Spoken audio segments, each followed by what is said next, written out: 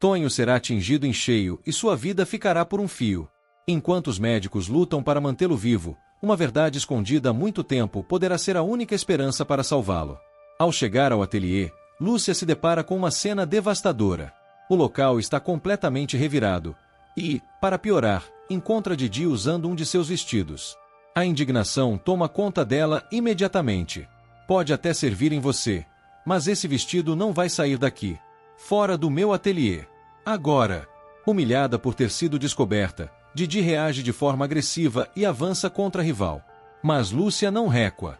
Com rapidez impressionante, ela empunha um bastão e consegue manter a criminosa afastada. Do outro lado, José também enfrenta o comparsa de Didi, tentando impedir a fuga da dupla. Por alguns instantes, parece que a situação está sob controle. Até que tudo muda. Pressionada e sem saída, Didi leva a mão até suas roupas e retira uma arma. O olhar de Lúcia congela. O tempo parece parar. Ao perceber o perigo que a mulher amada corre, Tonho não pensa duas vezes. Movido apenas pelo instinto, ele se lança na direção da cangaceira. Solta isso. O rapaz consegue impedir que Lúcia seja atingida. Mas, no mesmo instante, um estampido ensurdecedor invade o ateliê. O silêncio que vem depois é ainda mais assustador. Lúcia e José ficam imóveis. O desespero toma conta dos dois ao verem Tonho desabar no chão. Aproveitando o choque geral, Didi e seu comparsa escapam antes que alguém consiga detê-los. Com lágrimas escorrendo pelo rosto, Lúcia corre até Tonho. Ela cai de joelhos ao seu lado e segura seu rosto com as mãos trêmulas. Tonho, olha para mim. Fica comigo. A jovem tenta conter o pânico, mas sua voz falha. Mamãe, me ajuda, por favor. Sem saber mais o que fazer, ela começa a rezar enquanto luta contra o medo de perder o homem que ama. José sai correndo pelas ruas de Biribiri em busca de socorro. Durante a corrida, ele avista Belarmino e o restante do bando deixando a cidade às pressas. Pouco depois, Nilo chega acompanhado de Casemiro. Ao entrar no ateliê e perceber a gravidade da situação, ele age rapidamente. Trouxe uma maca. Vamos precisar trabalhar juntos para levá-lo ao consultório. Lúcia se apega à última esperança que possui. Doutor, o senhor precisa salvá-lo. Eu não posso perder o Tonho. Com firmeza, Nilo tenta transmitir confiança. Enquanto eu puder fazer alguma coisa, não vou desistir dele. Sem perder tempo, José, Casemiro e Nilo colocam Tonho na maca e seguem para o consultório. Lúcia acompanha cada passo, lutando para não desmoronar. Enquanto isso, Didi acaba se separando dos demais integrantes do bando. Sozinha e sem rota de fuga, ela é surpreendida por Adonis. O policial consegue dominá-la e a leva imediatamente para a delegacia. Lá, ele tenta arrancar qualquer informação sobre Belarmino. Mas Didi permanece em silêncio. A mulher se recusa a colaborar. Tomado pela revolta, Adonis perde a paciência. Vocês sequestraram minha mãe. Quero saber onde ela está. Quero saber onde Belarmino está escondido. Mesmo diante da pressão, Didi apenas sorri com ironia. Você está perdendo seu tempo. Belarmino nunca fica parado no mesmo lugar, e muito menos volta para buscar quem ficou para trás. As palavras atingem Adonis em cheio. Com a voz carregada de raiva, ele rebate. Então abra os olhos. Seu bando foi embora, e ninguém voltou para te salvar. A provocação faz o sorriso dela desaparecer por alguns segundos. Ainda assim, Didi continua sem dizer uma única palavra. Mais tarde, o delegado Fortunato segue até o Grêmio Recreativo para tranquilizar a população. A notícia de que Biribiri está novamente segura provoca alívio e comemorações por toda parte. Entretanto, antes que a festa continue, o delegado pede uma conversa reservada com Caetana e Dona Menininha. Ao perceber a expressão séria dele, Caetana sente o coração apertar. O que foi que aconteceu? Pode falar. Sem esconder nada. O delegado permanece diante delas, pronto para revelar a verdade. Fortunato respira fundo antes de encontrar forças para falar. A notícia pesa até mesmo para ele. É sobre o Tonho. Ele foi levado para o consultório de Nilo. A situação é muito grave. As palavras atingem Caetana como um golpe. Como assim? O que aconteceu com meu filho? Antes mesmo que o delegado consiga explicar tudo, Dona Menininha sente as pernas fraquejarem. O desespero toma conta dela. Fortunato corre para ampará-la e a ajuda a se sentar. Com os olhos cheios de lágrimas, a senhora leva a mão ao peito. Eu Eu sentia que alguma coisa ruim ia acontecer. A voz sai entrecortada pelo choro. Aquele aperto que eu estava sentindo era um aviso. Eu não devia ter deixado Tonho sair daqui para enfrentar aqueles miseráveis. A culpa e o medo passam a dominá-la completamente. Enquanto isso, longe dali, no esconderijo de Belarmino, Viriato e Geralda são levados para dentro de uma das barracas do acampamento. Quando finalmente ficam sozinhos, Viriato tenta tranquilizar a jovem. Mas é Geralda quem demonstra uma força inesperada. Observando o padre atentamente, ela faz uma pergunta que não sai de sua cabeça. Por que aqueles homens vivem te chamando de carrapato? Eles não enxergam que o Senhor é padre. Viriato permanece em silêncio por alguns segundos. A lembrança parece dolorosa. Então, sem conseguir esconder a verdade por mais tempo, ele responde: porque Carrapato é meu irmão gêmeo. Geralda arregala os olhos. O quê? O senhor está falando sério? Viriato abaixa a cabeça. Estou. Ele respira fundo antes de continuar. Durante muitos anos eu tive vergonha dessa história. Enquanto eu escolhi servir a Deus, ele seguiu o caminho do cangaço. Nossas vidas tomaram rumos completamente diferentes. A tristeza toma conta de sua expressão. Mas um dia ele apareceu na porta da igreja pedindo ajuda. E eu não consegui virar as costas. A voz do padre se torna mais emocionada. Naquele momento não foi um sacerdote acolhendo alguém necessitado. Foi apenas um irmão estendendo a mão para outro irmão. Geralda escuta tudo em silêncio. Pela primeira vez, ela compreende o peso que Viriato carrega há tantos anos. Mas a conversa é interrompida. Belarmino entra abruptamente na barraca. Sem demonstrar qualquer gentileza, ele aponta para Geralda. Vá cozinhar para nós. A jovem imediatamente demonstra resistência. Porém, antes que ela discuta, Viriato intervém. Vá, minha filha. É apenas comida. Ele tenta transmitir serenidade. Não deixe que esse sofrimento fique ainda maior do que já está. Geralda sente um nó na garganta. Com carinho, ela se aproxima do padre e beija sua testa. Eu volto logo. Ela sorri de forma discreta. E não vou te julgar por nada disso. Nós vamos enfrentar esse pesadelo juntos. Pouco tempo depois, Dona Menininha e Caetana chegam ao consultório. Ao encontrarem Lúcia, as três mulheres se abraçam em meio ao sofrimento. O medo é visível no rosto de todas. Momentos mais tarde, Nilo finalmente sai da sala onde atende Tonho. O semblante do médico preocupa imediatamente. Eu consegui estabilizá-lo. Por alguns segundos, todos respiram aliviados. Mas a tranquilidade dura pouco. Só que isso não será suficiente. O coração de Caetana dispara. Como assim? O que está acontecendo com meu filho? Nilo responde com sinceridade. O estado dele continua muito delicado. Precisamos transferi-lo com urgência para o hospital de Biribiri. A notícia provoca uma nova onda de aflição. Sem perder tempo, Casemiro assume a responsabilidade de providenciar tudo para a transferência. Ele sai rapidamente do consultório. Caetana o acompanha. Durante o caminho, porém, Casemiro reduz o passo e acaba parando. A tensão estampada em seu rosto chama atenção. O que foi? Por que parou? Casemiro encara a amiga. Os olhos dele revelam uma dor profunda. Você sabe que eu sempre considerei Tonho como um filho. A voz falha. E se alguma coisa acontecer com ele, eu nunca vou conseguir me perdoar. Caetana sente o coração apertar. Casemiro continua. Fui eu quem incentivou aquele rapaz a enfrentar Belarmino. Se eu tivesse ficado calado, talvez nada disso estivesse acontecendo. Por um instante, o silêncio domina os dois. Mesmo emocionada, Caetana tenta manter a firmeza. Primeiro vamos salvar o Tonho. Depois a gente encontra tempo para sofrer. Casemiro apenas concorda com a cabeça e retoma o caminho. Mas, enquanto observa ele se afastar, Caetana percebe que existe algo mais por trás daquela culpa. Algo que ele ainda não teve coragem de dizer. Ao mesmo tempo, Belmira procura Carrapato. Assim que o encontra, ela não esconde sua indignação. Você precisa ir atrás do seu irmão. As palavras atingem Carrapato em cheio. É por sua causa que Viriato foi parar nas mãos de Belarmino. Imediatamente, antigas lembranças voltam à sua mente.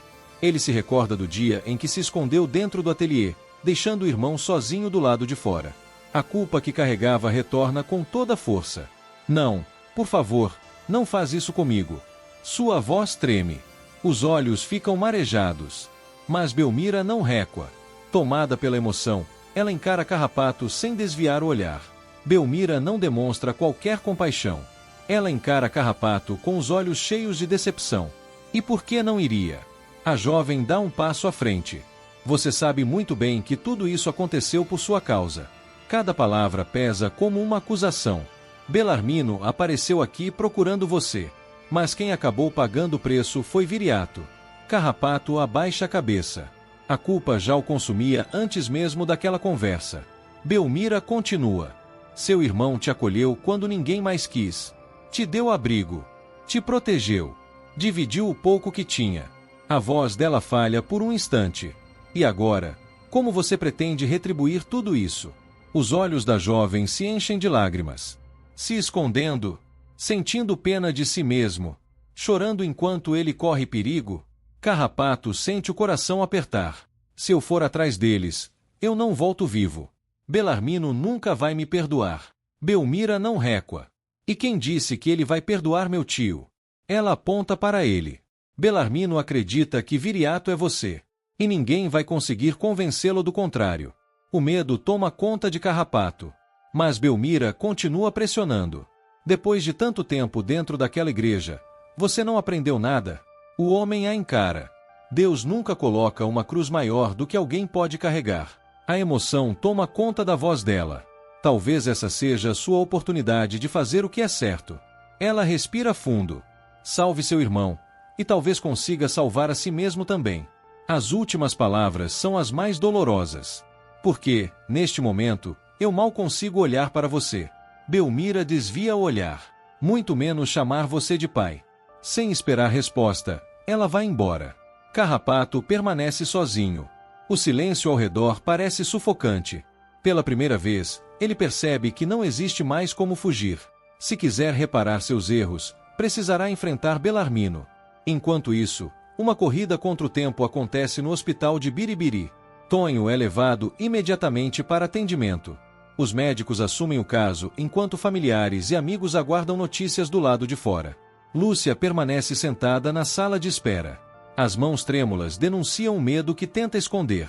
Caetana, Dona Menininha e Casemiro também aguardam em absoluto nervosismo. Em determinado momento, Dona Menininha percebe a troca de olhares entre Caetana e Casemiro. Algo parece errado. Ela se aproxima discretamente da amiga. Casemiro sabe de alguma coisa. Caetana demonstra desconforto. Rapidamente, leva a comadre para um canto mais reservado. Não, ele não sabe. Sua voz sai baixa. Pelo menos eu acho que não. Dona Menininha percebe a insegurança. Esse segredo já ficou escondido por tempo demais. Caetana fecha os olhos por alguns segundos. E para que contar agora? A aflição cresce. Para ele me julgar, para me acusar, ainda mais num momento desses. Dona Menininha segura sua mão. A verdade sempre encontra um jeito de aparecer. Caetana observa Casemiro do outro lado da sala. Primeiro eu quero que Tonho fique bem. Ela respira fundo. Depois eu vejo o que fazer. Alguns minutos mais tarde, Nilo surge acompanhado pelo médico responsável pelo caso. Imediatamente todos se levantam. A ansiedade toma conta do ambiente.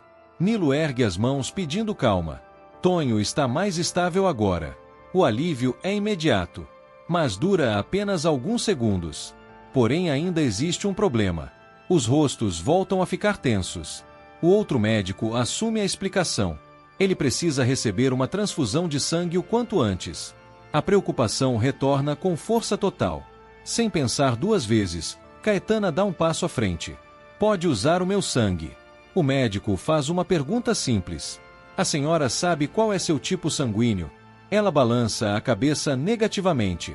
Então precisaremos realizar exames de compatibilidade. Ele observa os demais. Também vamos precisar de outros voluntários. Antes que alguém fale qualquer coisa, Casemiro se apresenta. Eu faço o teste. Caetana sente o corpo congelar. Por um instante, o pânico toma conta dela. Você? Casemiro estranha a reação. Qual é o problema? Ele franze a testa. Não ouviu o médico. Quanto mais candidatos, melhor. Dona Menininha também intervém. Eu vou participar. Caetana tenta disfarçar o nervosismo. Mas sua expressão já chama atenção. Casemiro a observa. Você ficou tão preocupada assim porque... A mulher engole em seco. Seu coração dispara. Não é nada. Só fui pega de surpresa. Sem perceber a tensão crescente entre eles, o médico interrompe a conversa. Venham comigo. Vamos começar os exames. O tempo passa lentamente. Cada minuto parece uma eternidade para quem espera notícias. Finalmente, Nilo retorna com os resultados. O silêncio toma conta da sala. Caetana, infelizmente você não é compatível. A decepção a atinge imediatamente. Ela se apoia em Dona Menininha. Mas Nilo continua. Porém encontramos uma compatibilidade perfeita. Todos aguardam a resposta. Então o médico revela. Casemiro. O choque é imediato. Os olhares se voltam para o coronel. Casemiro fica completamente surpreso. Caetana sente as pernas fraquejarem. Ela esconde o rosto no ombro da amiga para evitar qualquer reação. Dona Menininha percebe tudo e sussurra ao seu ouvido. Agora não dá mais para esconder. A tensão cresce dentro de Caetana, mas ela permanece em silêncio. Sem entender a dimensão daquela descoberta, Casemiro apenas concorda em realizar a doação. Enquanto ele acompanha a equipe médica, Lúcia fecha os olhos. Com a mão sobre o peito, ela faz uma oração silenciosa. Toda sua esperança está depositada naquele momento.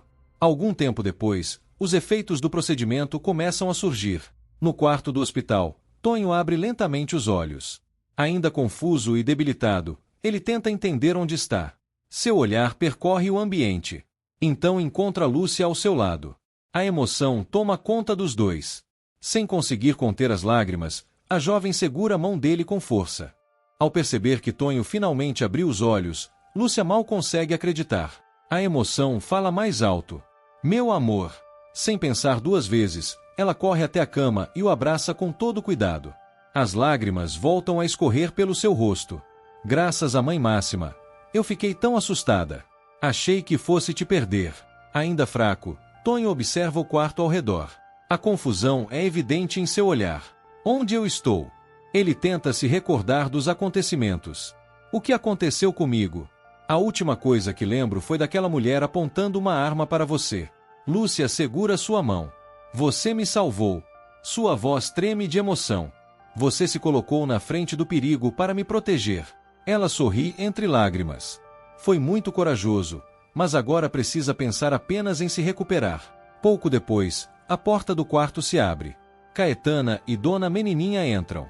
Ao verem Tonho consciente, as duas se emocionam imediatamente. O alívio finalmente toma conta de seus corações. Quando Casemiro aparece logo atrás delas, Tonho abre um sorriso sincero. Padrinho, que bom ver o senhor aqui. Lúcia olha para Casemiro. Você está vivo graças a ele. Tonho franze a testa. Como assim? O silêncio se instala por alguns segundos. Caetana e Dona Menininha trocam olhares tensos. Casemiro resolve responder. Você precisava de uma transfusão. Ele respira fundo. E eu fui o único compatível. A surpresa toma conta de Tonho. O único. Nem sua mãe conseguiu compatibilidade. Tonho fica cada vez mais confuso. Isso não faz sentido. Seu olhar alterna entre Casemiro e Caetana. Como isso aconteceu? Casemiro balança a cabeça. Eu também gostaria de entender. Antes que alguém diga mais alguma coisa, o médico entra no quarto. Ao ver o paciente acordado, abre um sorriso satisfeito. Excelente notícia. Ele consulta rapidamente alguns documentos. Os exames estão ótimos. A recuperação está acontecendo exatamente como esperávamos. O ambiente se enche de alívio. Finalmente o pior parecia ter passado. Sem perceber a tensão que existe entre os familiares, o médico continua. Seu pai deve estar muito feliz. Casemiro e Tonho se entreolham imediatamente. Tonho reage primeiro. Pai. Ele aponta para Casemiro. Não. Deve haver algum engano. O médico demonstra surpresa. Engano? Ele observa novamente os resultados. Pelos exames realizados, o nível de compatibilidade é extremamente raro. A expressão dele se torna séria. Resultados assim normalmente só aparecem entre pai e filho. O mundo parece parar por alguns segundos. Caetana sente o corpo vacilar. A falta de ar toma conta dela. Lúcia corre para ampará-la antes que ela caia. Casemiro fica imóvel. O choque é tão grande que ele mal consegue formular um pensamento. O que isso significa? Sua voz sai carregada de tensão. Caetana baixa a cabeça. As lágrimas começam a surgir, mas ela continua em silêncio. Caetana. Casemiro insiste. Eu quero uma explicação. Tonho também demonstra nervosismo. Lúcia tenta intervir para proteger a sogra. Mas Dona Menininha percebe que não existe mais como esconder a verdade. Ela fecha os olhos por um instante. Então toma coragem. Me perdoe, comadre. Sua voz está embargada. Mas esse segredo já causou sofrimento demais. Todos voltam sua atenção para ela. Então a revelação finalmente acontece. Casemiro é o pai biológico de Tonho. O silêncio que surge logo depois é devastador. Ninguém consegue reagir. Lúcia leva a mão à boca. Tonho fica completamente paralisado. Casemiro encara Caetana sem conseguir acreditar.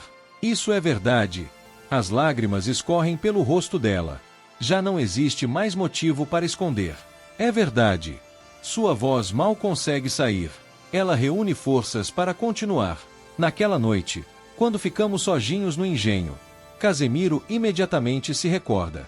Caetana prossegue. Depois daquele encontro, eu descobri que estava grávida. A vergonha volta a aparecer em seu olhar. Mas você tratou aquilo como algo sem importância.